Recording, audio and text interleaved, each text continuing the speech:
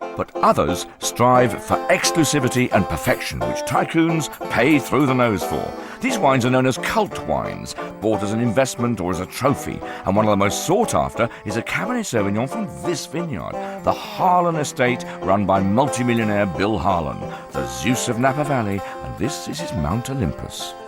That is, of all the vineyards I've seen, and I have seen quite a few now, thanks to Oz and his relentless quest for my advancement, I think that has the greatest topographical variety of any that I've seen. Is that the correct way of putting it? That's a pretty good way of putting it, So yeah. It faces every possible direction. It obviously has several different soils. It's got some steep bits, some relatively flat bits, and there was something else I thought of just now that I've forgotten. The goal is to produce the very best wine we can that expresses the character of this land.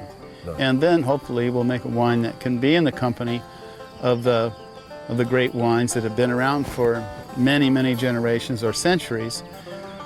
We know that we can't do it in 1 or 2 generations. It'll take a long, long time, but we got to start somewhere.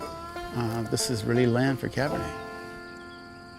Bill is kindly laying on supper for us, and to encourage his chef to get on with it, I decide to play Scott Joplin's Maple Leaf Rag non-stop until it's ready.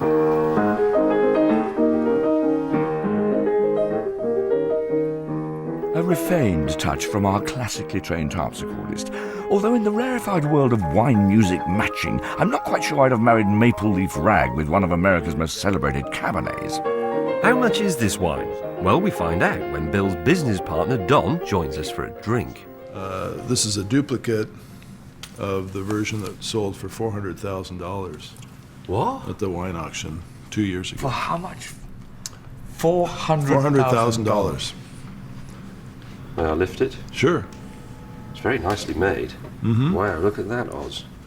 One way of guaranteeing your wine will command a high price is to win a top mark from the supreme American wine critic, Robert Parker. He rates wines out of 100, and his verdict can make or break a vineyard.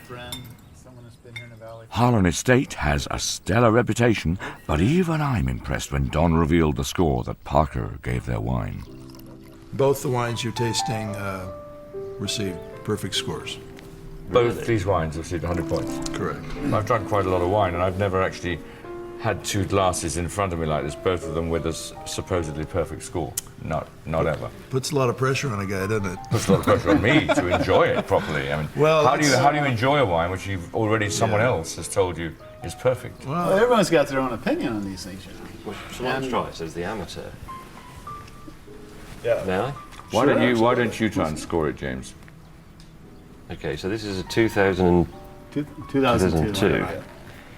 Okay, so I've done my sweaty bit. Cheers.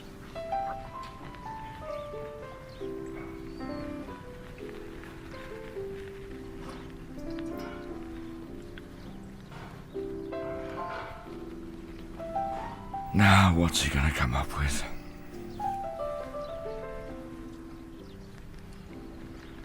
Bloody Nora. It's quite good, isn't it? I kept thinking, are there smells of herbs coming through the window? And they're not. They're actually in the glass, because as soon as you go away, you suddenly realise there's quite a strong smell of cured meat, grilled cured meat in the room. But as soon as you actually put your nose in the glass, you can't smell the meat anymore at all. And that's quite rare. On the whole, a quite strong smell from the kitchen will get into the glass and sit on the wine. This one, the wine seems to have rebuffed it. And you've just got the wine in there. I think, ideally in life, I prefer a bit of imperfection. I think if you've been told that something is perfect, technically then you should be able to say exactly how it's going to develop. And technically, if it's perfect, it's given you all the answers. I'm guessing it's just a hunch that this is not an accessible, affordable high street wine. On a really good wine list, it might list for $800 to $1,200. If you could find it from a private collector, he might be willing to part with it for $800 to $1,000. For a bottle? Yes. That's too expensive to spit. I'll have to drink it to save money. If I hadn't been told that that was a very small volume, very exclusive, very expensive wine, I'd have still thought it was a very good one. And I think actually I could have guessed it was an American one. It's fruity and big and quite complex, and doesn't have those sort of complicated tannin and sharpness things that the French go in for. So I'm fairly confident I would have picked that one out as an American wine. And it is extremely, extremely velvety and lovely and sort of druggy, almost. James has lost his wine innocence.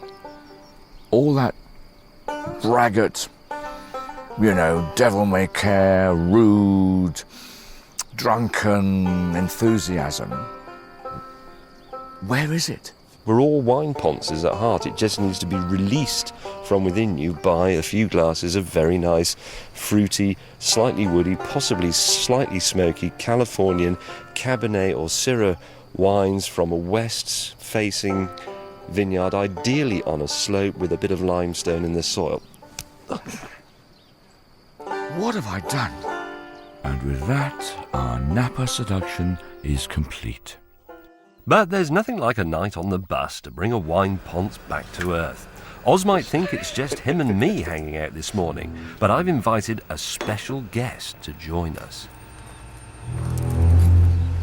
No, that's not boiling. What are you doing now? I've arranged for Suhua from the Newton Vineyard to drop in. We've already experienced the rough side of her tongue. Cute English guys of your age behaving like teenage kids is ridiculous. She's just the stern taskmistress I need on my side for the plan I've hatched. Good God! What a pigsty! Who is it? Is it for human beings? You don't know what all this is about, do you? So when we went to see Suhua the other day, I said to her, can you arrange a small competition for us to establish who is the wine ponce of the century between you and me? And that is why she's here, because she's come with some wines to taste and some rules and a small competition, and we will decide the winner. Ladies and gentlemen, we present from the Grotty Trailer Park the World Wine Ponce Championship. Alright guys, what you guys have to do is this. Start off by simply saying, what varietal?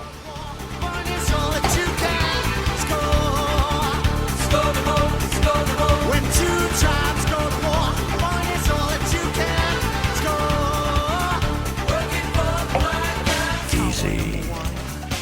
I think it's a Chardonnay. Well, James? I think it's a Chardonnay, but it seems too obvious.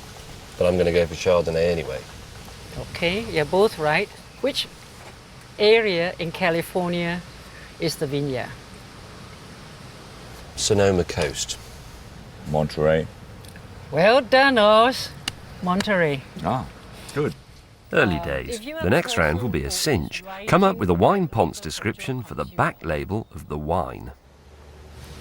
So we start off with you, James. Our wines exhibit certain fruity low notes and a bright acidic finish on the palate, The height of the vineyards cools the grapes, making them suitable to combine with seafood. and the slope away from the morning sun means slope away from the evening sun. Sorry about that. Lighter roast chicken dishes. They don't use chemicals, they don't use pesticides, they don't use herbicides. And salads featuring nuts and blue cheese. Enjoy! Exclamation mark.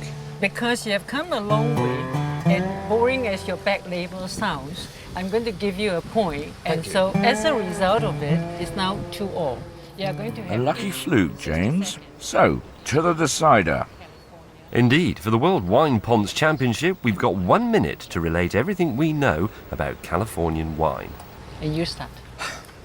California is not only a wine state, it's almost a wine country. Compared with the old world, California has certain advantages. A very predictable climate, very consistent terrain, and a very modern outlook to the business of winemaking. What else happens in California? Which is unencumbered with some of France's, for example, ideas about terroir, region, and a sense of place. However, with a little bit of learning, it is possible to buy intelligently a Californian wine from a supermarket or a local off-sales. How long have I got? I've used about 45 seconds already. It relies on a very basic understanding of the regions and some of the climatic conditions that prevail in California. We have literally 5 seconds left. Chardonnay is excellent.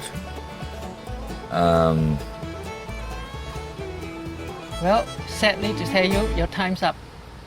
I think I need to rehearse that. You I need could to write it rehearse down. all night, Write it down. TV's Oz Clarke. You'll never catch me. No, it for you. sorry. He did well, so why don't we congratulate him? I'm in gracious in defeat. Thank goodness I was as bad as I was, because it now means that you are the world champion wine ponce, and I am delighted that you have won this title. What a world wine ponce champion needs is a world-class Ponce wine cellar, so I'm taking back some souvenirs.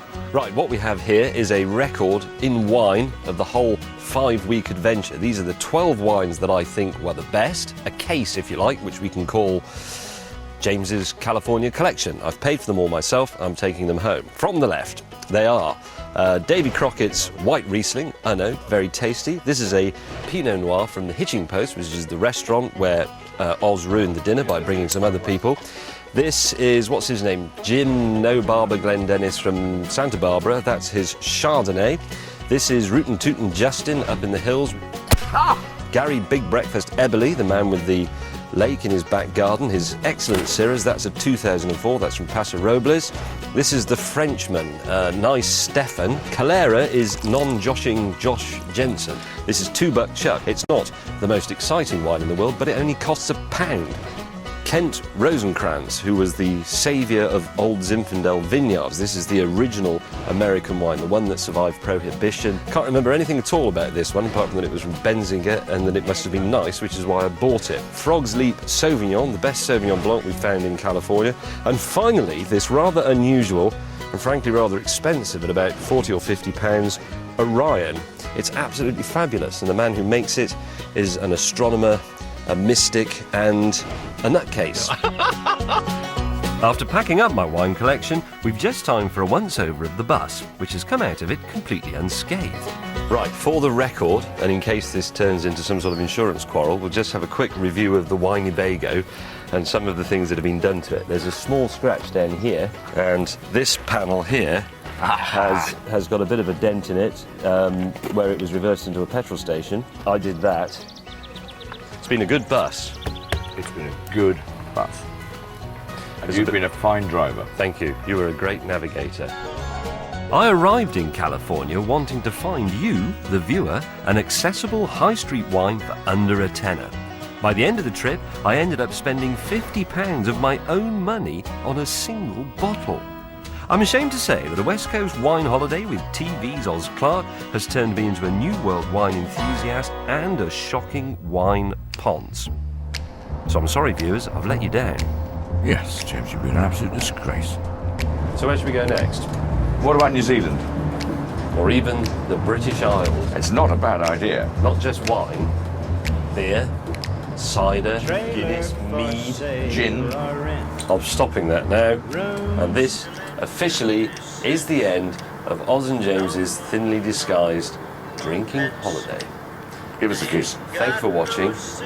Goodbye. I'm going to turn the camera off and murder Oz Clarke. If you'd like to know more about wine, visit bbc.co.uk/food or an off license. King of the road, third boxcar, midnight train.